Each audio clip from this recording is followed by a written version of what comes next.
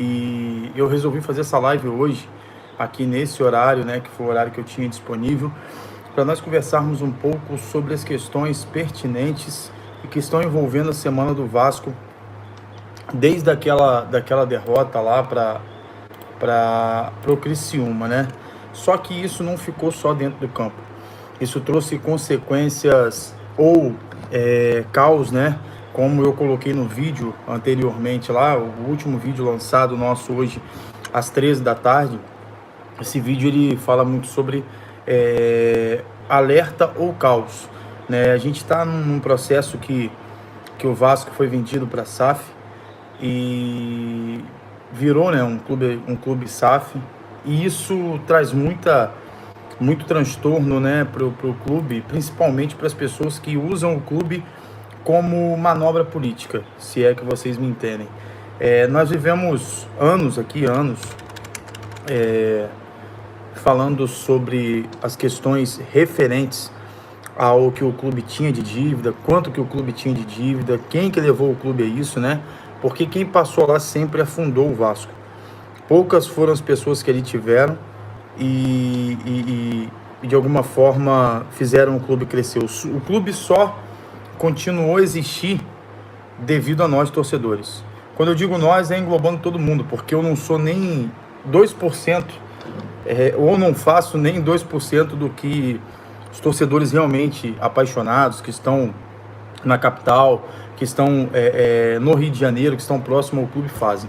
E digo isso tanto pela sede náutica, que eu acompanhei agora com o Zé Colmeia, a questão dele chamando o pessoal, a sede náutica foi reformada, o pessoal do Remo teve ali benefícios, né? Teve lugares, teve condições de trabalho, e tanto quanto também a SAF do clube.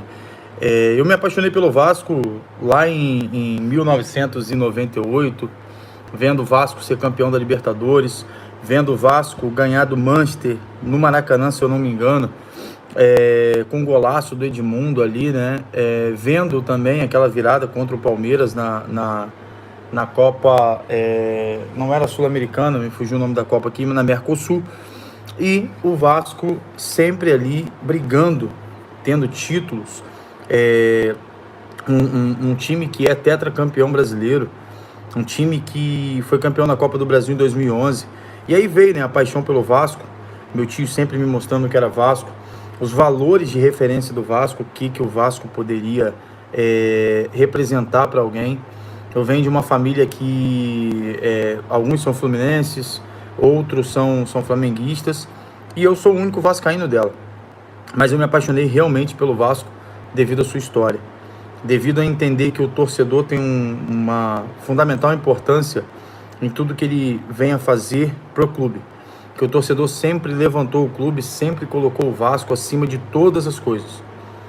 Exemplo disso é o estádio, que foi construído com os torcedores, com os operários da época, com o pessoal que comprou a briga. Exemplo disso é o sócio-torcedor, que em poucas horas a gente ficou ali como maior no número de sócios-torcedores. Exemplo disso é quando a gente lota São Januário, ou Maracanã, ou onde quer que a gente vá. Quando dão as possibilidades do ingresso, nós lotamos. Mesmo que essas lotações, às vezes, queiram prejudicar a gente. Exemplo, como quando o Fluminense deu apenas 10% para a torcida do Vasco e não completou nem 5 deles. Então, assim, são fatores que me levaram a me apaixonar pelo Vasco, a viver o Vasco. Também sofri junto, porque depois que você vira vascaíno, você não consegue deixar de lado quando você tem um sentimento.